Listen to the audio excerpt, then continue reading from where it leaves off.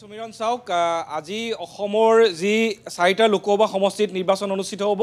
আৰু আজি এই তৃতীয় পৰ্যায়ৰ যি তৃতীয় তথা অন্তিম অসমৰ বাবে এই যি 4টা লোকসভা সমষ্টি আছে গুৱাহাটী ধুবুৰী কোকৰাঝাৰ আৰু বৰপেটা এই 4টা সমষ্টিৰ বাবে ইতিমধ্যে যিসকল ভোটাৰ তেওঁলোক ইতিমধ্যে পুৱাই ওলাই আহিছে যদিওবা বতৰে কিছু অসুবিধাত পেলাইছে ভোটাৰসকলক যোৱা নিশাৰে পৰা বৰষুণ দি আছে তথাপিও আমি গুৱাহাটীত দেখিছোঁ যে গুৱাহাটীত আগৰে পৰা ভোটৰ যিটো হাৰ সেইটো কমি থাকে কিন্তু এইবাৰ আমি কিছু দেখিছোঁ যে ৰাতিপুৱাই কিন্তু ভোটাৰসকল ওলাই আহিছে শাৰী পাতিছে গতিকে এইবাৰ আমি আশা ৰাখিছোঁ যে গণতন্ত্ৰৰ এই সৰ্ববৃহৎ মহোৎসৱত সকলো ওলাই আহিব আৰু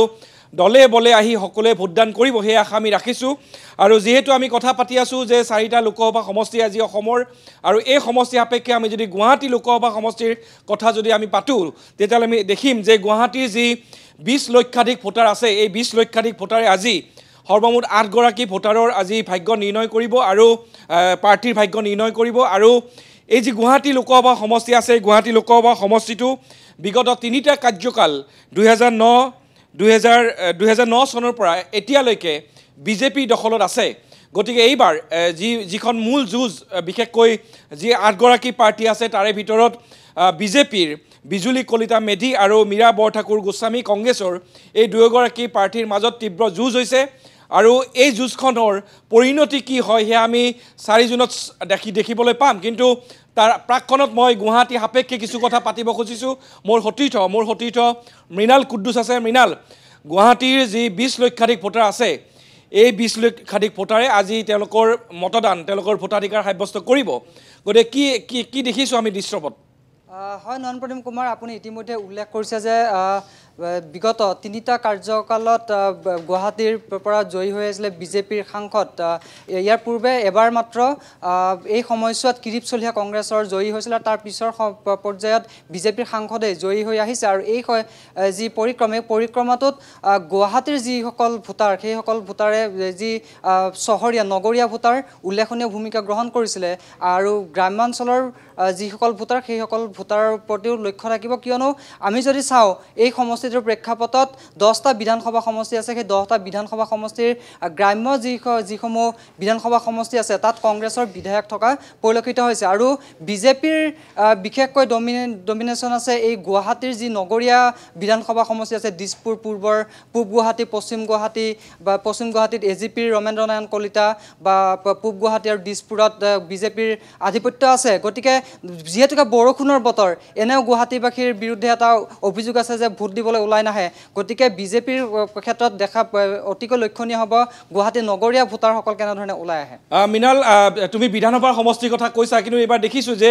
এই যিটো গুৱাহাটী লোকসভা সমষ্টি আছে গুৱাহাটী লোকসভা সমষ্টিৰ যিটো ভোটৰ যিটো বিন্যাস আছে এই বিন্যাস কিন্তু সমষ্টি পুনৰ নিৰ্ধাৰণৰ পিছত যথেষ্ট সাল সলনি ঘটিল বিশেষকৈ আমি যদি চাওঁ যে পূৰ্বৰ যি বৰক্ষেত্ৰী বিধানসভা সমষ্টি আছিলে এই বৰক্ষেত্ৰী এতিয়া গুৱাহাটীৰ লগত নাই আৰু সমষ্টি পুনৰ নিৰ্ধাৰণৰ পিছত এটা নতুন সমষ্টি যোগ হৈছে সেয়া হৈছে পশ্চিম গোৱালপাৰা যিটো পশ্চিম গোৱালপাৰা পূৰ্বে ধুবুৰী সমষ্টিত আছিলে আৰু এই সমষ্টিটো এতিয়া ST হিচাপে তাত চিহ্নিত কৰা হৈছে অৰ্থাৎ শিডিউল ট্ৰাইবছৰ কাৰণে সংৰক্ষিত কৰা হৈছে আৰু বিশেষকৈ চমৰীয়া আগৰ যিটো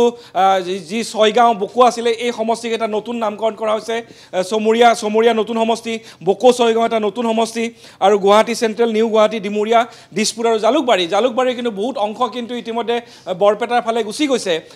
গতিকে সামগ্ৰিকভাৱে যদি আমি চাওঁ এই যিটো কিন্তু সমষ্টি একেই আছে পূৰ্বৰ 10টা সমষ্টি বিধানসভা আৰু এইবাৰ 10টা বিধানসভা সমষ্টি আছে কিন্তু বৰক্ষেত্ৰী বিধানসভা সমষ্টিটো কংগ্ৰেছৰ দখলত আছিল দিগন্ত বৰ্মন কংগ্ৰেছৰ কিন্তু এতিয়া কিন্তু সেইটো এই সমষ্টিটোত নাই গতিকে সামগ্ৰিকভাৱে এই প্ৰেক্ষাপটত বিজেপি কিন্তু কিছু এডভান্টেজত আছে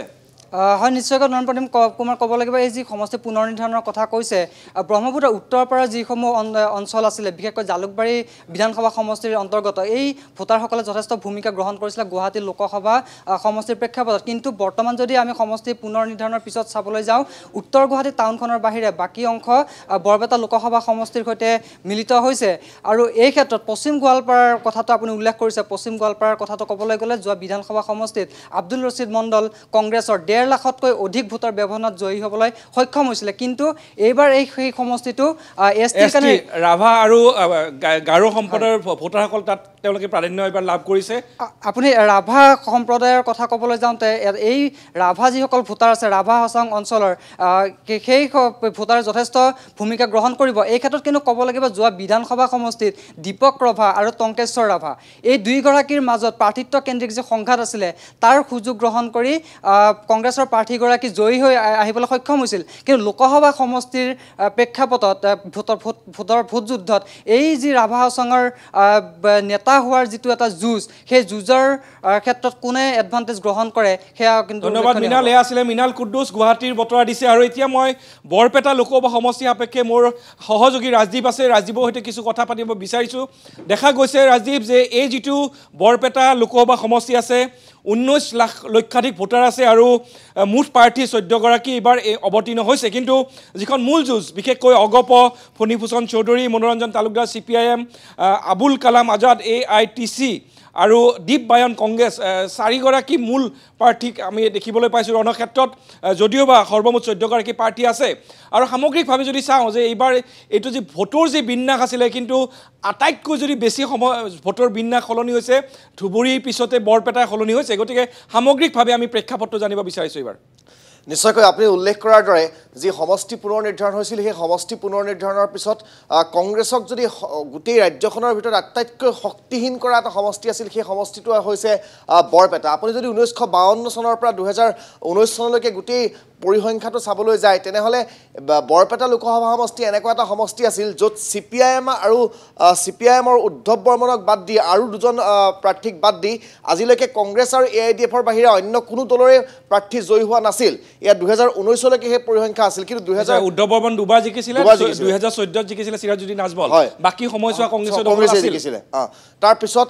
দেখিবলৈ পোৱা গৈছে তাৰ পিছত এতিয়া 2024ৰ যিটো প্ৰেক্ষাপট বৰপেটা লোকসভা সমষ্টি হেতু সম্পূৰ্ণ হলনি এতিয়া বৰপেটা লোকসভা সমষ্টিত প্ৰায় 19,53,000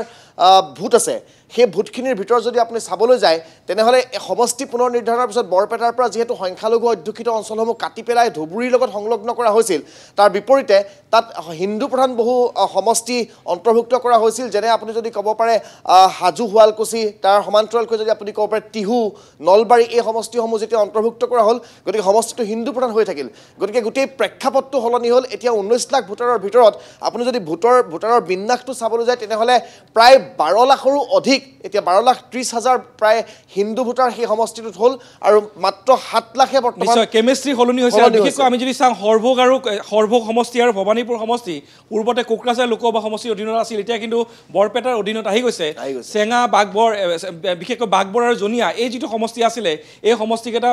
বিলুপ্তি ঘটাই পেলাই তাৰ কিছু অংশ লৈ যোৱা হৈছে ধুবুৰীলৈকে গতিকে সামগ্ৰিকভাৱে আমি চাওঁ যে ধৰ্মীয় সংখ্যালঘুৰ বিশেষকৈ মুছলমান ভোটাৰৰ যি প্ৰাধান্য আছিলে এতিয়া বহু পৰিমাণে কমি গ'ল নিশ্চয়কৈ মুছলমান ভোটাৰৰ প্ৰাধান্য কি পৰ্যায়ত আছিলে আপুনি ফলাফলটো চালেই গম পাব আজিলৈকে তাত যিমান সেই সমষ্টিটোৰ পৰা সাংসদ হৈছে তাৰ ভিতৰত উদ্ধৱ বৰ্মনৰ কেইগৰাকীমানক বাদ দিলে প্ৰায়বোৰেই ইছলাম ধৰ্মাৱলম্বী প্ৰাৰ্থী এটাত জয়ী হৈছে বৰপেটা লোকসভা সমষ্টিটোত কিন্তু বৰ্তমান দেখিবলৈ পোৱা গৈছে যি 10টা বিধানসভা সমষ্টি আছে এই সমষ্টিটোৰ ভিতৰত সেই 10টা বিধানসভা সমষ্টিৰ ভিতৰত পাকা বেতবাৰীটোৱে এনেকুৱা এটা সমষ্টি যিটো সমষ্টি কেৱল সংখ্যালঘু প্ৰধান বাকী প্ৰায়বোৰ সমষ্টিতেই হিন্দুৰ ভোটাৰৰ সংখ্যা বেছি হিন্দু ভোটাৰৰ প্ৰাধান্যতা বেছি গতিকে সমষ্টিটোৰ পৰা এক প্ৰকাৰ সেই সমষ্টিটো সংখ্যালঘু ভোটাৰৰ পৰা নি এতিয়া হিন্দু প্ৰধান এটা সমষ্টি এই কৰিলে সমষ্টি পুনৰ নিৰ্ধাৰণৰ পিছৰ সময়ছোৱাত নিশ্চয় পাকা বেতবাৰী প্ৰসংগ ৰাজদীপ উল্লেখ কৰিছে আৰু পাকা বেতবাৰী প্ৰসংগত মই উল্লেখ কৰিব বিচাৰিছোঁ যে পাকা বেতবাৰী হৈছে সৰু ক্ষেত্ৰী সমষ্টি বিলুপ্তি ঘটোৱা হৈছে সৰু ক্ষেত্ৰীৰ পৰা কিছু অংশ অনা হৈছে সৰভোগৰ পৰা অনা হৈছে বৰপেটাৰ পৰা অনা হৈছে আৰু জনিয়াৰ পৰা কিছু অংশ আনি পাকা বেতবাৰীত লৈ পেলাই এটা নতুন সমষ্টি এটা গঠন কৰা হৈছে ধৰ্মপুৰ বিধানসভা সমষ্টি এতিয়া নাই সেয়া বিলুপ্তি ঘটোৱাই টিহু সমষ্টি কৰা হৈছে আৰু বিশেষকৈ টিহুৰ লগত আৰু কিছু সংযোগ নতুন সমষ্টি সংযোগ কৰা হৈছে